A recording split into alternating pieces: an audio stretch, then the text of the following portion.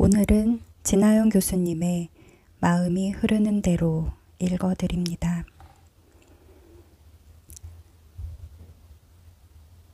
여러분에게 닥친 시련은 인간으로서 이겨내지 못할 시련이 아닙니다.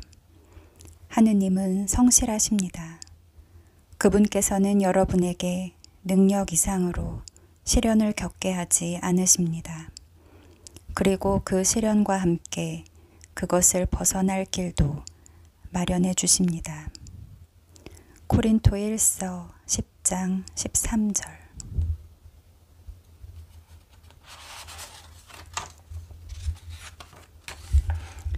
프롤로그.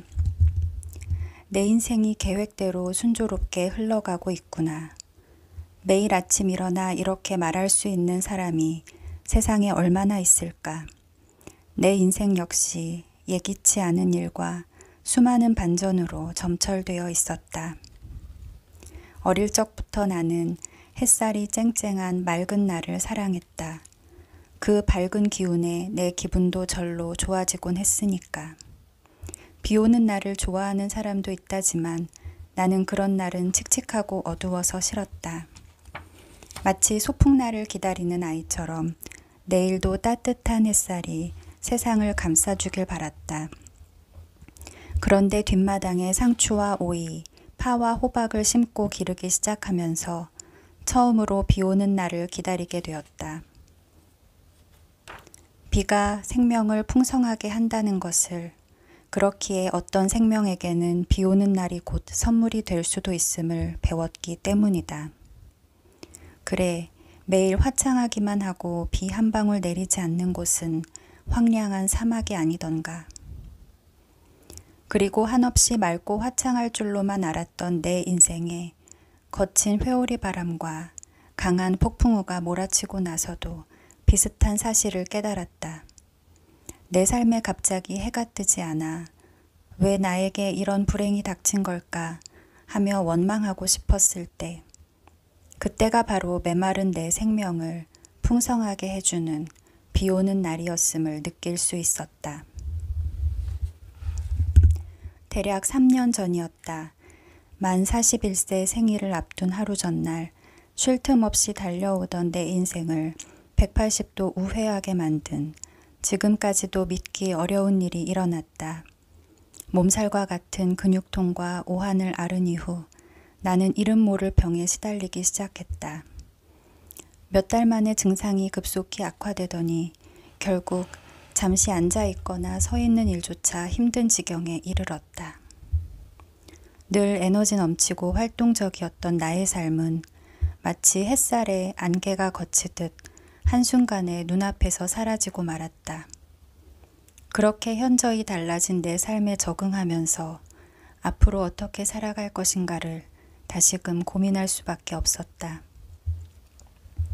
그 고통스러운 시간을 보내며 그제야 나는 안개가 걷히고 나서 보이는 것들이 내 인생에서 참으로 중요하고 또 더욱 가치 있는 것이란 사실을 깨달았다. 그때부터 병을 마주하고 반추해본 내 삶의 궤적과 거기에서 깨달은 것들을 하나둘 적어 내려가기 시작했다. 내 삶이 가차없이 중단되어 절망했을 때 그간 너무 바쁘게 살아왔기에 엄두도 내지 못했던 작가라는 일에도 이렇게 도전해 보게 되었다. 가장 처절하고 절박했던 순간들이 내 인생에서 가장 특별한 창작품을 낳게 한 셈이다. 나라는 사람이 신의 창조물이라면 내 삶은 내가 만드는 창조작품이다. 삶이라는 큰 바위를 받침대에 올려두고 매일 조금씩 정으로 쳐 깎아나가는 손에 굳은 살이 가득한 그 장인이 바로 나인 것이다. 어떤 날은 바위를 잘못 쳐서 조각이 원하지 않는 모습으로 깎이는 바람에 망했다고 생각할 수도 있고, 또 어떤 날은 계속 치는데도 좀처럼 깎이지 않아 포기하고 싶은 날도 있을 것이다. 치면 칠수록 내가 원하는 이미지와는 다르게 되는 것 같아 속상하고 실망스러울 때도 있다. 그럴 때일수록 나는 다른 사람이 만드는 조각품들을 신경 쓰거나 사회나 주변 사람들이 원하는 조각품이 무엇인지 염려하기보다는 내가 완성하고픈 이미지에 더욱 집중하려고 애썼다. 커다랗고 볼품없는 바위가 얼마나 멋진 작품이 될지는 결국 바위의 주인이자 장인인 나에게 달려있기 때문에. 그리고 남에게 그 바위를 어떻게 만들지 맡겨버리기에는 내 삶이라는 조각품이 너무나 귀하기 때문에. 이제 미국에서 산 지도 20년이 다 되어 간다.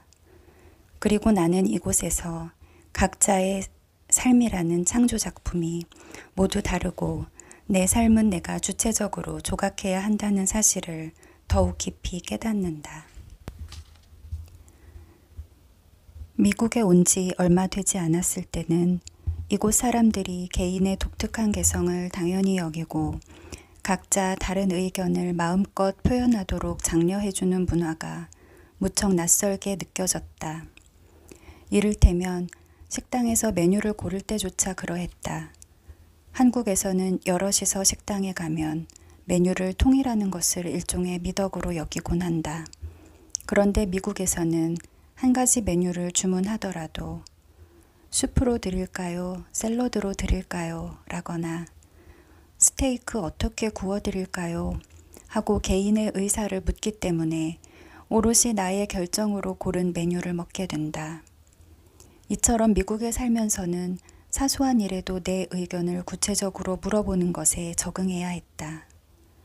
이렇게 늘 내게 선택권이 주어지고 내가 원하는 것을 표현해야 하는 일에 익숙해지고 나니 통일하지 않았을 때 오는 장점도 많다는 것을 배웠다.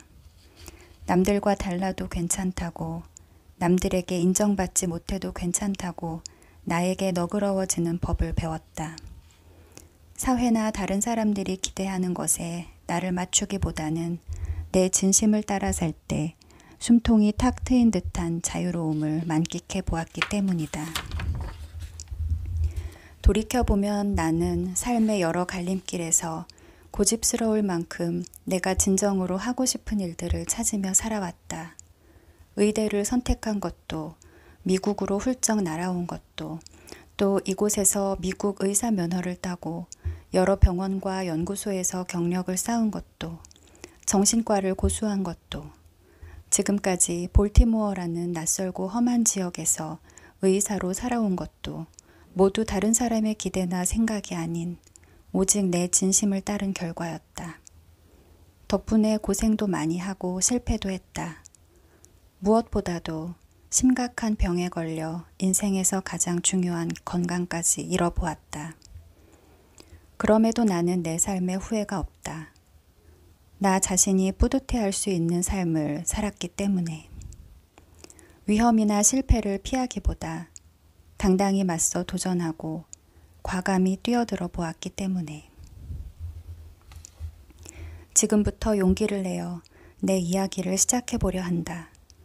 찬찬히 내디뎌온 내 발자취와 조금은 보편적이지 않은 내 경험들이 삶의 무게에 지친 이들에게 위로를 전해주고 진실한 자아상을 찾고 진심이 말해주는 삶을 하루하루 조각해 나가길 꿈꾸는 이들에게 조금이라도 도움이 된다면 나는 한없이 기쁠 것이다. 2020년 가을 미국 메릴랜드에서 지나영.